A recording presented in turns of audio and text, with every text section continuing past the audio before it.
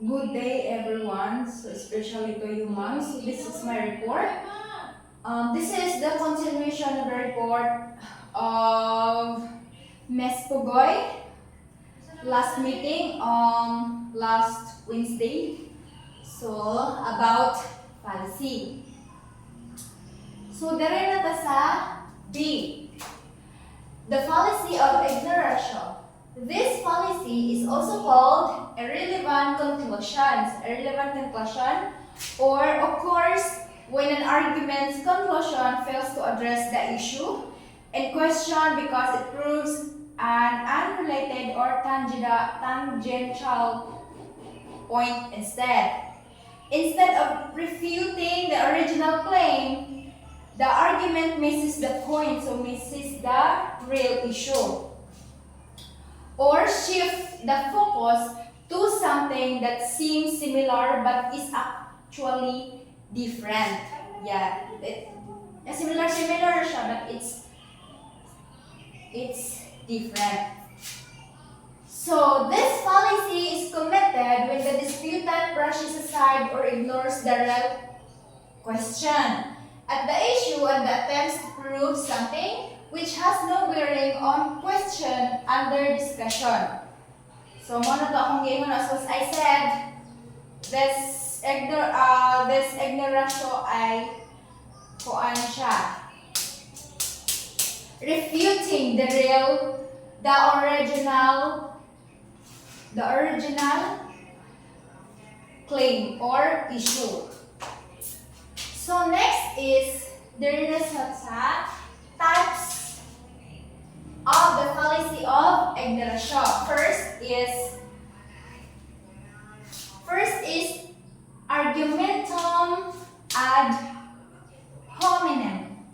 This policy is committed when the debater defames the issue, thus evading the arguments of his opponents and instead direct his attacks at the character, personality, or belief of his adversary. From the word befames, kay kaning befames kanang cause of confusion.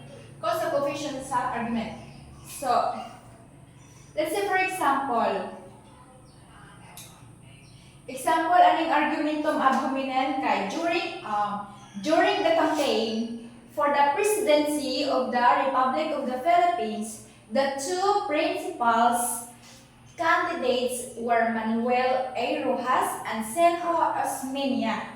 So one evening, a group of electors were assembled discussing the merits of these two candidates. So kanang merits sa ilahang kanang asa character if kaning nga tawo ba worst it ba siya bataran. Gano, you know that. So a hunchback was discussing the merits of Sergio Osmeña. Kaning hunchback?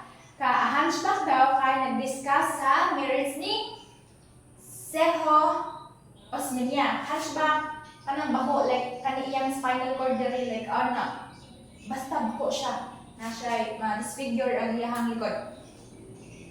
So while a tall man with a pock-marked face was extolling Manuel A. Rojas.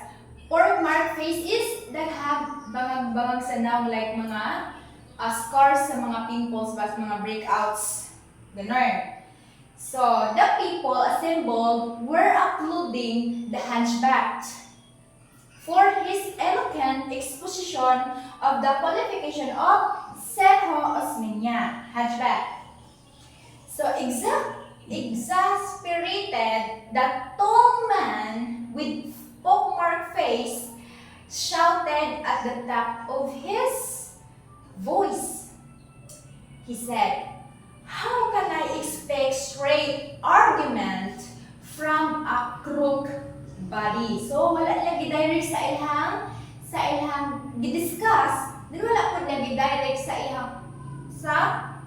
iyang gibsabot. So nawala din sila ato, saan daw niya pagpamitaw sa crook body, like broad, discriminating. So,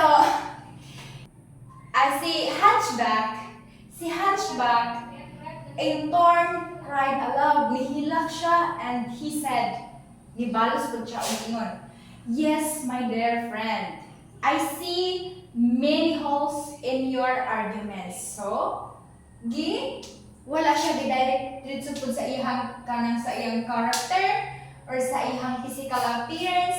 Wala po niya gidirect sa ilang gidiscuss or sa issue. So, it's similar but lahi. That's all. So, G.K. Chesterton said people generally quarrel because they cannot argue. So next is number 2.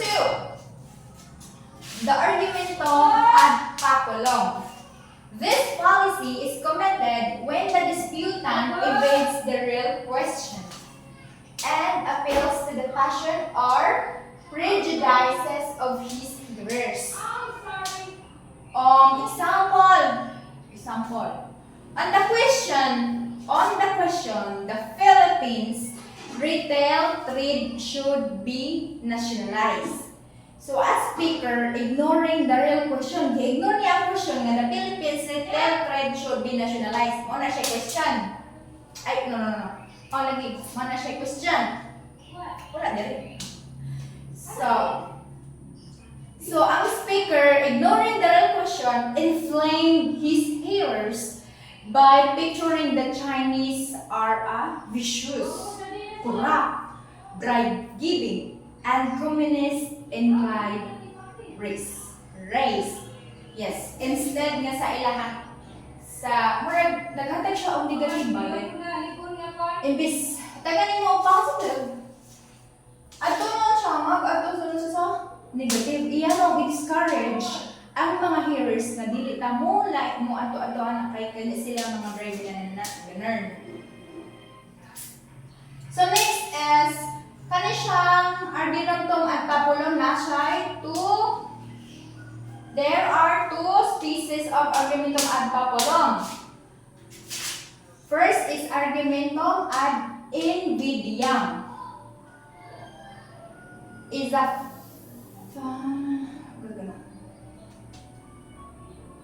it's a fallacy of ignoratio elenchi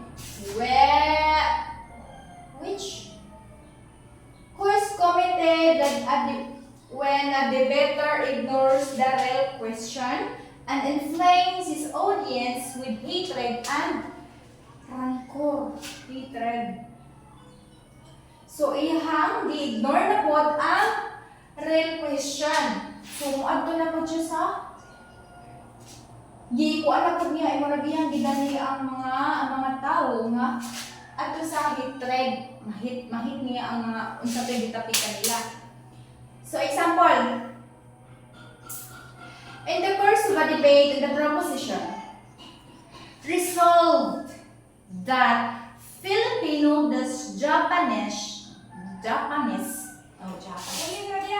trade relations be immediately resumed.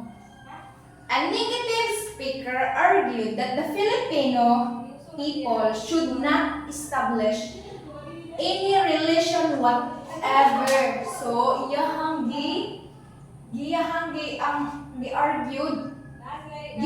niya nga ang mga Filipino di dapat mo kuan og relation adto sa lain nga or laing country kay kana lagi makakos lagi daw kay kana nga country kuan sila na siya ini social connection daw social, economic baron, or political. With a race that is cruel and sadistic. So, cruel daw kung lain nga country. A race whose bloodthirsty people and army tortured and massacred innocent civilians, burned cities, ravaged women, and laid waste beautiful land. So, kana sila daw kay mga anak daw sila, ang negative speaker. So, iyahang wala na po siya na topic sa real question. Kay naman siya i-hate ato nga. So next is argumentum ad misericordiam. Is committed when the arguer ignores the question and controversy admit the contention of his opponent and appeals to pity and commiseration. Example, a person was accused of theft. At the trial, sensing that the evidence against him was overwhelming, the accused, instead of presenting evidence in his defense, pleaded for mercy on the ground that he had to steal to provide food for his starving family. Tungkol kay overwhelming na kayo ang gihatag nga evidence sa pikas, wala siya instead na maghatag siya og evidence po para sa iyang defense. So, gigamit na lang niya ang kuan nga motto. She has to steal because of his family.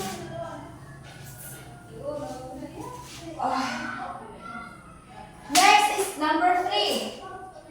Argumentum ad ignorantiam.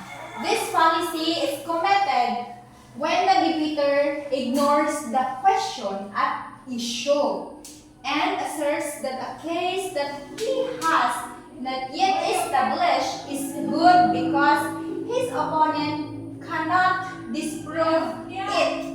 It is a case of shifting the burden of proof. So you know naman what is burden of proof.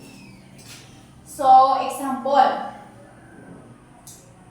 I maintain that there are ghosts because you cannot prove that there are no ghosts. So, ma-prove pa ninyo nga naday ghost. So, I maintain, nagbuot-buot or mag-ingon ba ako, I maintain that there is an air in my hand. So, because you cannot prove na there is no air nasa akong hands. Diba? Ano siya? Next is, I maintain that this is a straight line because no one among you can prove that it is crooked. Yes. Pwede naman ako dali. I maintain that this is a, bisag wala ko nang kita. Ano ko nga, this is a straight line. Because you cannot prove siya na there is wala siya, crooked na siya. So, actually, so, next is number 4. Argumentum ad verecundiam. So, literally, this fallacy means an argument that which inspires reverence. This fallacy is committed when the debater contends that what he alleges is valid because it is supported by a person who commands respect and reference. So, sabotable example. When a debater that his stand on a proposition is valid because President Manuel L. Quezon entertained the same view, he commits this fallacy of Quezon has been cited not because he is a recognized authority on the question under discussion, but because his name commands the respect and reverence of his audience. So, bisag wala siya,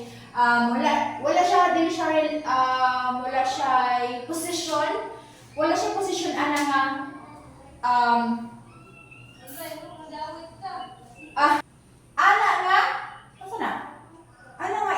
view, like iyang the point. So, but he is known nga gi-respect siya sa mga tao and mo na kay iya man nag-entertain, so daghan ang ni mas nikon sa iya ba mas, oh my god, the respect, like respetado siya kay lagi known siya. So, decided to niya, gi-entertain to niya nga views, sumaw to. Makaingon siya nga, valid to. It's so subtle. Next is number 5, argumentum ad judicium. This is a fallacy which is committed when the debater ignores the real question and maintains that his contention is valid because people in general believe it to be so. So, ang mga tao, kung mag-believe, daghan ang i-believe, so, mo na siya, maintain, na, nakana, ihang gi-argue is valid. Gi-ignore na po niya ang real question nga ang ilang ni-topic. Basta ang iyang gi-prove, kay valid to siya, kay general, people in general believe it to be so. Example,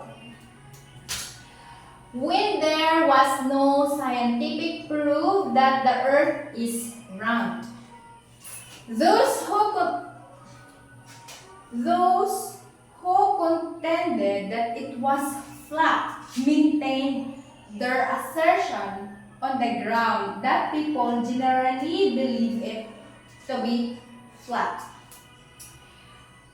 Next example is a certain university with 7,000 students used to advertise in this way. So, 7,000 students cannot be wrong. So, kung ang ihang gipasabot kay og daghan ang kung mas daghan ang nag-believe ana is consider na to nga mauna na siya. Kay ang 7,000 dili siya mahimong wrong kay ganun daghan kayo ang ning tuo. So tinuod siya. So valid siya. So, next is argumentum ad baklog. Argumentum with a stick. It is a fallacy committed when a debater ignores the real question and appeals to force rather than reason. So, kani siya. So, very understandable. Sorry, I'll give you an example. Example is a book. Example. When a suitor fails to win the hand of a girl in a courtship, so if ang girl daw, dili siya madala sa tinarong nga way, he appeals to force by abducting her. So, i-appeals na lang niya na, so dili niya madala og court or panguyab in a formal way. So, iyahan na lang kidnapon para maiya. Tips. Next is number 7, argumentum ex concession. This is an argument from a previous admission. This fallacy arises when the disputant ignores the real question and asserts that his contention is valid because his opponent has previously admitted to be so. So, ano siya? Valid ito kay valid siya kay ang iyang opponent. Kay sa una, ni agree siya, ni gi-admit na siya nga mauna. Example. Wala siya example. No. Wala siya example. Dali siya.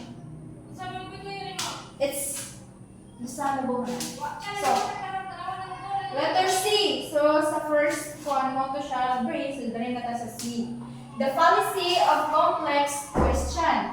This fallacy is something called fallacious question. It arises when a debater asks a question that implies the truth of an assumption. So, example, a defendant in a civil action for calumny while on the stand was asked by the opposing counsel the following question: have you stopped beating your wife? So, this is a fallacious question. Wala siya fallacious question. Wala pa niya na-prove ba nga? Wala pa na-prove. Wala pa na ako. Hindi pa sure. O siya ba gibit ba niya iyang wife? Or nag-stop ba siya o beat? Stop ba niya o book. It assumes that the husband has been beating his wife. So, gi-assume pa nga ang husband kay gi-bet niya ang iyahang wife. A categorical yes would be an admission that he has been beating his wife. If mauna iyahang answer ha, yes. It would be an admission so that he has been beating his wife. Has been, so iyan ang gibet niya ay asawa. So, and a categorical no would mean that he is still indulging in the practice of beating his wife. Kaning husband nga kanang iyahang gi-beat niya sa una pero yun lang na. And kaning no, it means nga he is still beating his wife until now, until that moment. Yeah, I guess. To avoid this fallacy, the counsel must first ask question to establish the fact that the defendant has been beating his wife. So, para daw ma-avoid siya nga question nga katong para ma-avoid to nga fallacy, ang counsel i-ask sa niya, i-check sa niya ang tinuod kung ang kanang defendant ba kay gibet pa niya iyang asawa. So next is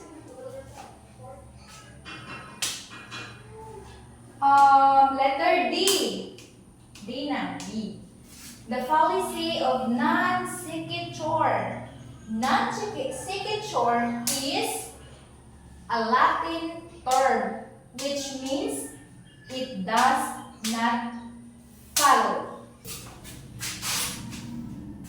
So in this fallacy, the debater draws a conclusion from a premise without showing a valid connection between the assumed or known truth in the premise and the alleged truth in the conclusion. So there are two classes of non-sequitur. First is simple non-sequitur. This is a fallacy which arises when the arguer draws a conclusion from a premise without any attempt to show the connection between the cause and the effect.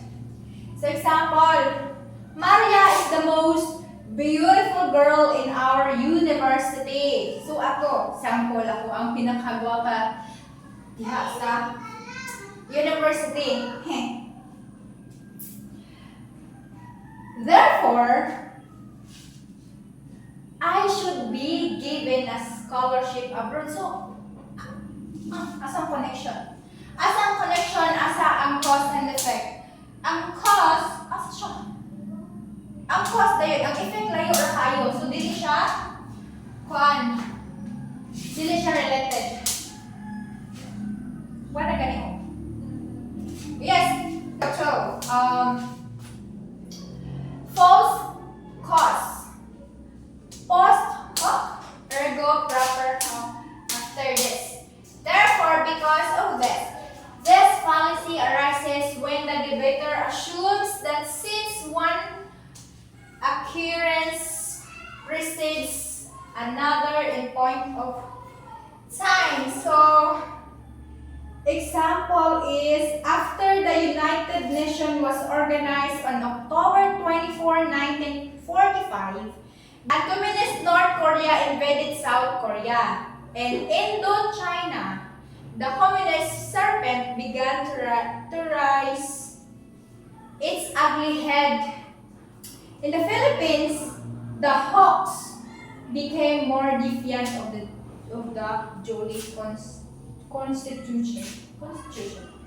Yes. So that's all